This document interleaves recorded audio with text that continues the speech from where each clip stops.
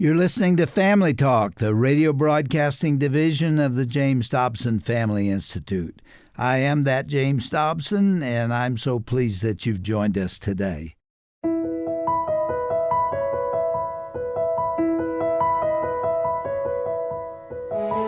Well, welcome to Family Talk, the broadcast ministry of the Dr. James Dobson Family Institute.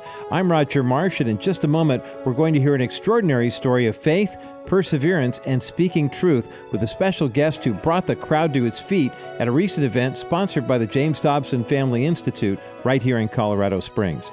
Vince Everett Ellison was born on a cotton plantation in Tennessee, where his parents worked as sharecroppers. Through their unwavering faith in God and tireless work ethic, they lifted their family up out of poverty and set young Vince on a path to success. After working as a correctional officer and seeing the devastating impact of policies on the black community, however, Vince began speaking out about what he calls the Iron Triangle, a system he believes keeps many Americans trapped in cycles of poverty and dependence. He's since become a best-selling author, and his appearances on major news networks have earned him a reputation as a fearless voice for truth and unity. During the next half hour, we're going to hear portions of a presentation Vince gave to a gathering of supporters of the Dr. James Dobson Family Institute here in Colorado Springs last fall. He's going to share his powerful testimony of how faith, family, and the American dream transformed his life and why he believes these same values can heal our nation's divisions as well.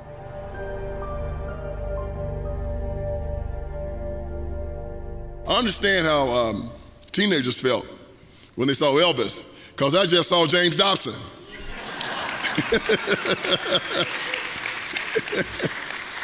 Got a little bit excited, I had to pull myself back and act a little cool behind him. I've been listening to him most of my life. He taught me how to raise my children, and they're all splendid. They're all splendid children. We had this calendar in the house where you pull it back every day and there'd be another quote from him on how to raise your children. And we still keep that calendar every day. It tells us like a Bible verse and tells us about how to raise our children, how to love them. So thank you. You've changed the world for the better. Thank you, Dr. Dobson. Thank you.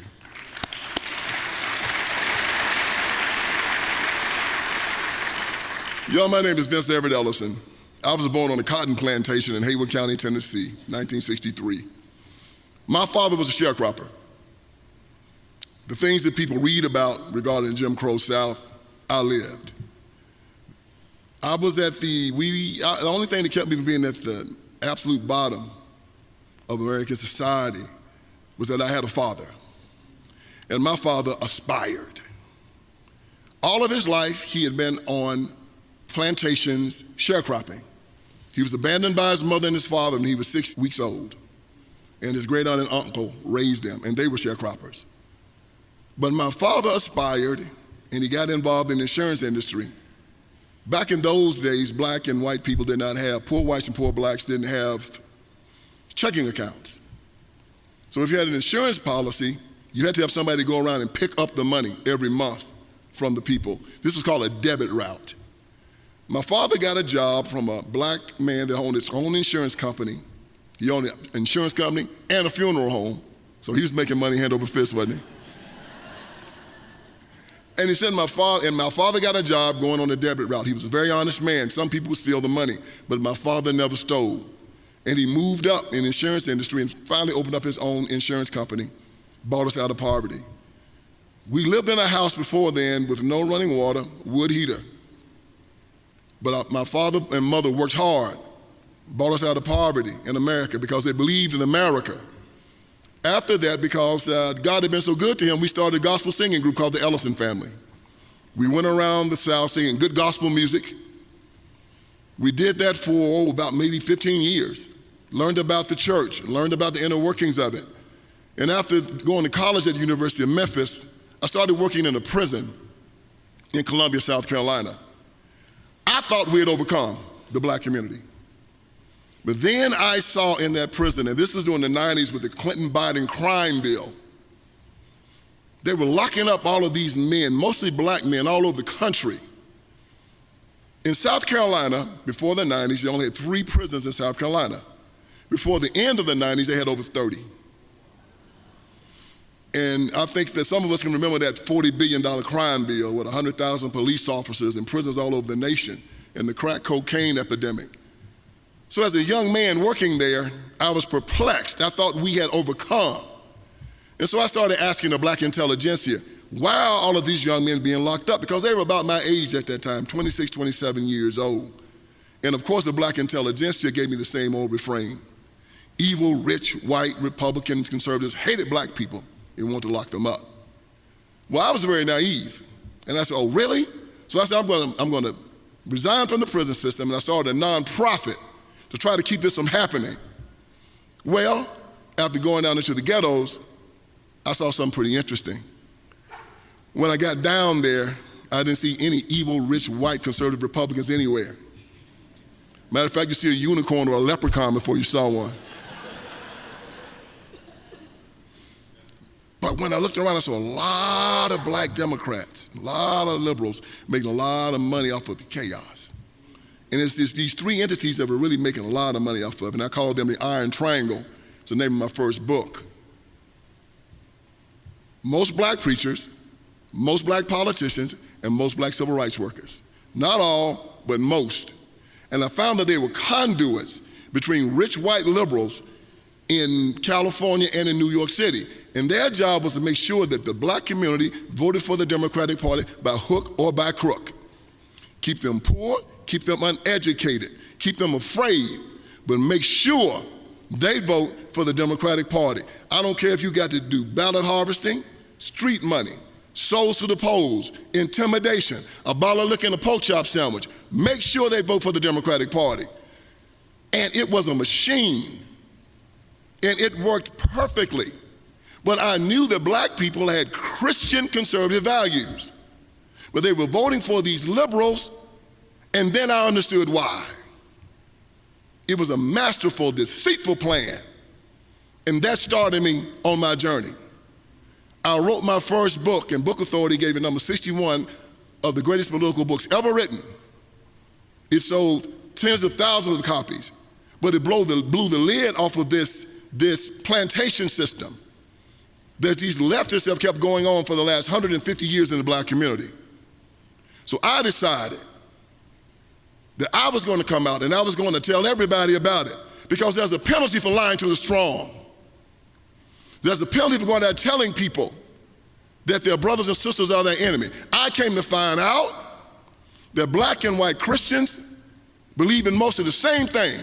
And just like the snake in the garden, these evil liberals have been making us fight one another and hate one another for political power. And I decided we're going to stop it right here and right now.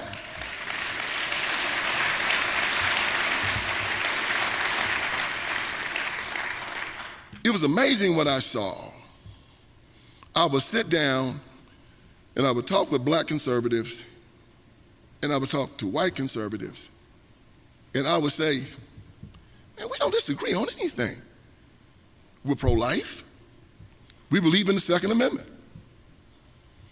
We believe in school choice. We believe in the right to keep and bear arms.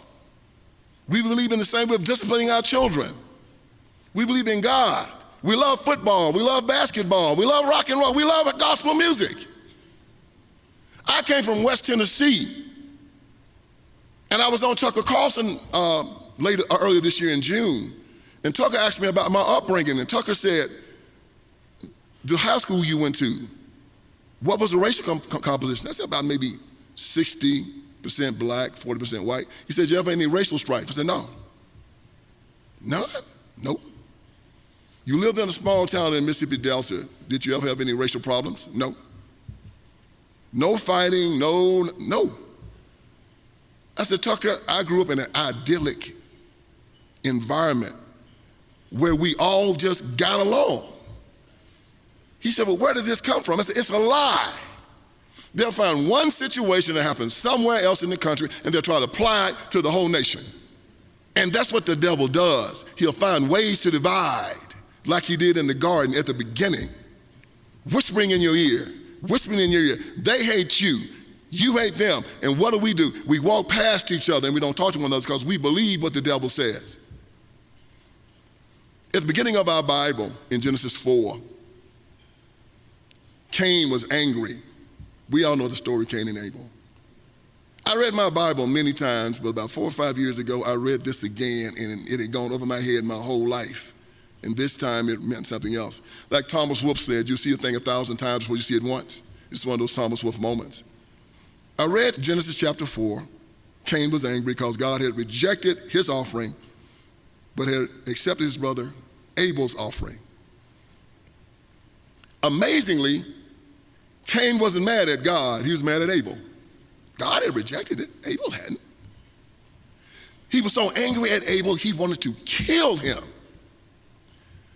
And God gave us an insight into how he had wired up the human mind. It was interesting when he came to Cain, his grandson, and said, Cain, why are you angry? If you do well, will you not be accepted? And if you don't do well, sin waits at the door to master you, but you must master it. Listen to this now. He told Cain, if you do well, will you not be accepted? There it is. All my life, I've seen that to be true.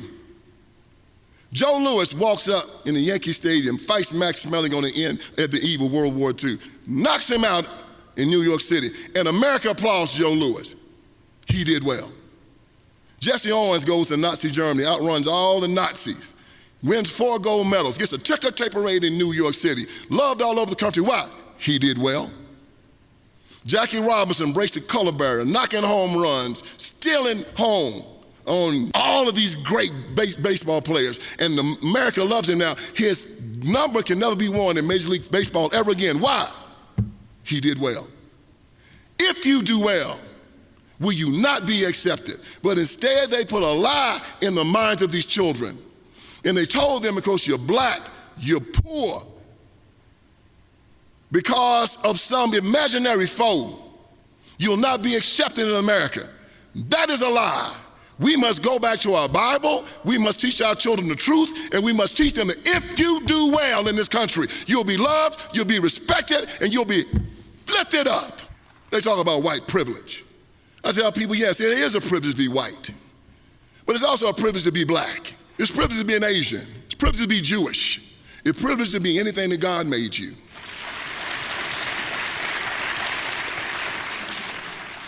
So they want us to look at each other. They want us to hate one another. See, this is how they win, with division. Jesus' last prayer before he went to the cross was to be unified. Then he demanded that we love one another. He knew what Satan was going to do. He was going to come in and tear us apart, because these leftists know that if we ever come together, if the body of Christ ever comes together, they're done. They know it. This is why I do what I do, because when I sit up and I tell a black congregation, I say, tell me something. Are you a Christian? They say yes. You believe that Jesus Christ is all powerful? Yes. You believe that you are his child? Yes. Then how can you be inferior to anyone? Jesus Christ has ordained something for you. If he has ordained something for you, what man can stop it? So why are you marching? Why are you begging? Why are you on your knees? Stand up. Your freedom is to be exercised. It is given to you. It is a gift from God. And you don't ask government for your freedom. You defy them to try to come and take it from you.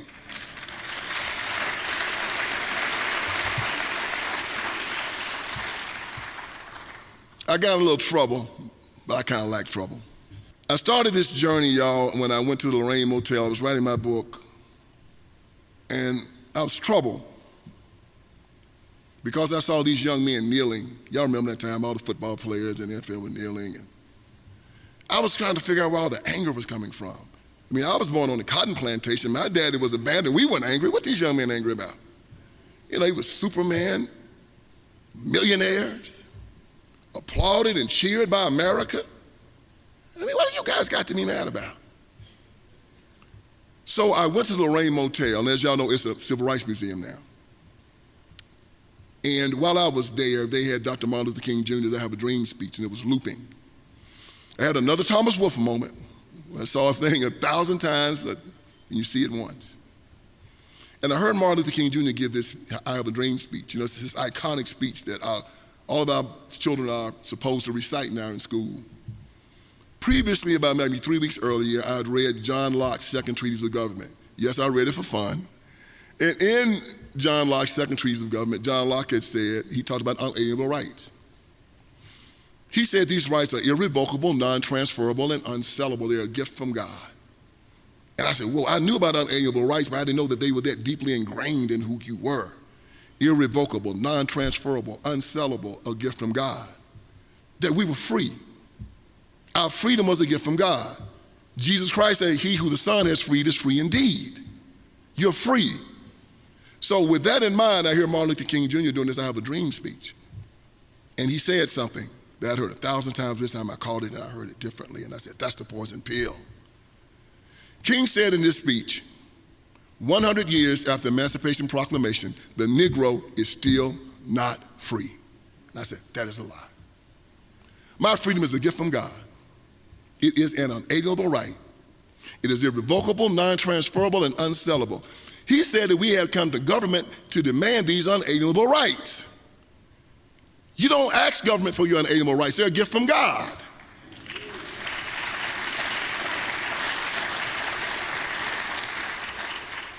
They are so ingrained in who we were. Thomas Jefferson used these unalienable rights as a reason in our Declaration of Independence to separate from Great Britain. When King George said, I'm your sovereign, we said, no, you're not. God is our sovereign. King George said, well, I'm going to show you. They said, no, we're going to show you. And they wrote in the Declaration of Independence, we pledge our lives, our fortunes, and our sacred honor. Now bring it. And we sent them packing back to Great Britain. We showed them who we were. Our rights come from God. He said again in that speech, Martin Luther King Jr., women will be satisfied. He said, we will never be satisfied, not until justice rolls down like water and righteousness like a mighty stream. That's the fancy way of saying never. But what does our Bible say? Jesus said, my peace I leave with you. But he said, we'll never be satisfied? Never? When Jesus said, I'll leave my peace with you, a peace that transcends all understanding. No justice, no peace. Giving our peace over to man. Dreaming about a day that one day I won't be judged by the color of my skin. What's wrong with the color of my skin? When our Bible says we're not supposed to be concerned about how man views us. But I'm worried about a man judge me by the color of my skin. Never me. My job is to love you. If you don't love me, that's your problem. So when these people on the left come to you and try to make you live in condemnation because of their wretched behavior, because of something that happened 150 years ago in slavery, when they start trying to make you feel something about something somebody else did with collective punishment, you tell them, no. I'm not going to live in condemnation for you. You're not going to make me feel bad about your wretched behavior. You're my brother. And my job is to help you elevate and find your gifts. And I'll do that. If you need a good doctor, I'll help you find one. You need a good preacher, I'll take you to one. If you need a job, I'll help you get one. With that, we have to stand strong as Americans. We have to believe in the gospel of Jesus Christ. We have to tell the truth now. There's no more time for playing. The barbarians are at the gate. This is Pearl Harbor. You know, we can have our little petty differences. But then when they bomb Pearl Harbor, we say, okay, now we're fighting in a burning home. This stuff stops. Let's go whoop these Japanese and then we'll start fighting later. That's where we are right now. We woke up one morning and we saw drag queens in our public education system shaking their behinds in our children's faces. And we said, where did this come from? We woke up one day and they were telling us that our children are genderless, that XY chromosome doesn't mean man and XX doesn't mean woman any longer. We woke up one day and they told us they could control the weather. And I'm saying, what? Give us enough money and enough power and we can stop hurricanes and tornadoes. We woke up one day and they were aborting our children. 3rd trimester, second trimester, now all the way up to the 9th month. This is where we are in America now, and we're fighting over trivial things. They're trying to take away our right to keep and bear arms. We woke up one day and looked on the TV, and the President of the United States of America standing beside a man in a dress telling you that you got to call him ma'am or her, or you're going to get fired from your job. I'm telling you today, my tolerance has ended. No more of this. Read a book, saw a movie. I think y'all might have saw No Country for Old Men. Awesome movie. It's a period piece, early 70s, where they started bringing the drugs into America. In the movie, Tommy Lee Jones plays the old country sheriff trying to stop all of this mayhem.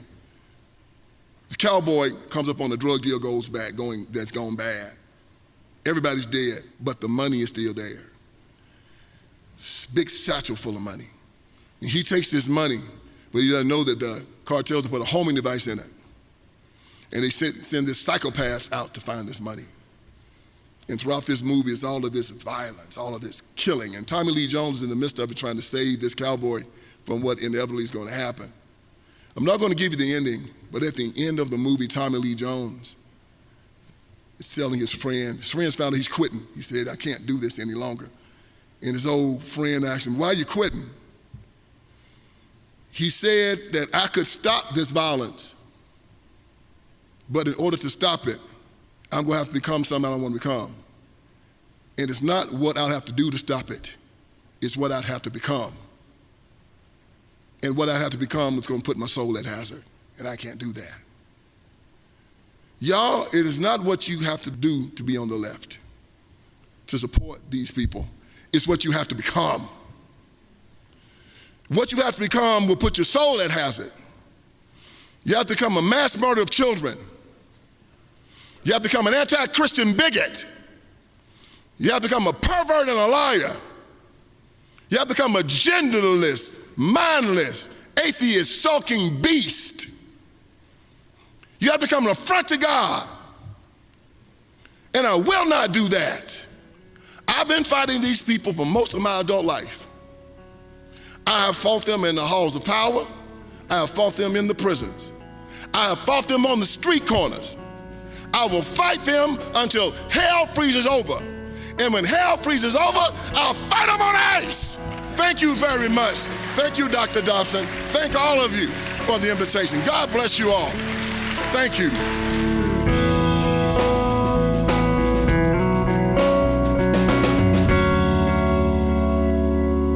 When we embrace faith, family, and freedom, there's no limit to what we can achieve here in America. You're listening to Dr. James Dobson's Family Talk, and we're featuring a powerful message about unity and hope, featuring our guest speaker, Vince Everett Ellison, on today's broadcast. Truth spoken with love has the power to bridge our deepest divides, and Vince's journey from a sharecropper's son to a renowned author and speaker reminds us that America's promise is alive when we choose faith over fear. Now, if you missed any portion of today's broadcast, or you'd like to share this message with a friend, go to drjamesdobson.org/Family Talk, or remember you can also access all of our audio programming on the Family Talk app. Well, Valentine's Day is just 2 days away, and as it approaches, we are reminded that real love isn't just about roses and chocolates and ice cream sundaes and things like that. Sometimes love, quite frankly, is tough. That's why we are so excited to offer a brand new 5-part email series on the topic of Love Must Be Tough. Over these 5 days, you'll receive encouraging messages based on Dr. Dobson's groundbreaking book with that title, Love Must Be Tough, along with practical tools for strengthening your relationship through life's challenges. These proven principles have helped countless couples find healing and restoration in their marriages. And the email series is completely free. You can start receiving it even today. Go to drjamesdobson.org and simply enter your email, follow the prompts, and you'll start receiving the Love Must Be Tough series. Again, go to drjamesdobson.org for more information.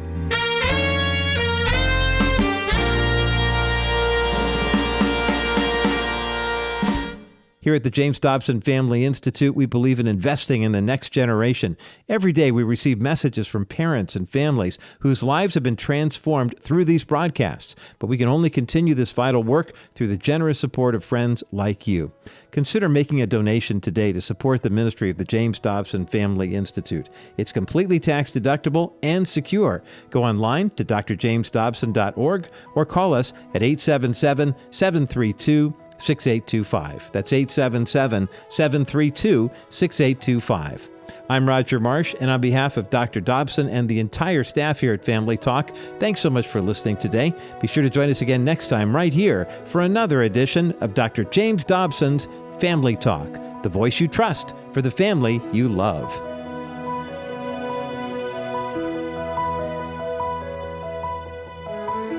This has been a presentation of the Dr. James Dobson Family Institute.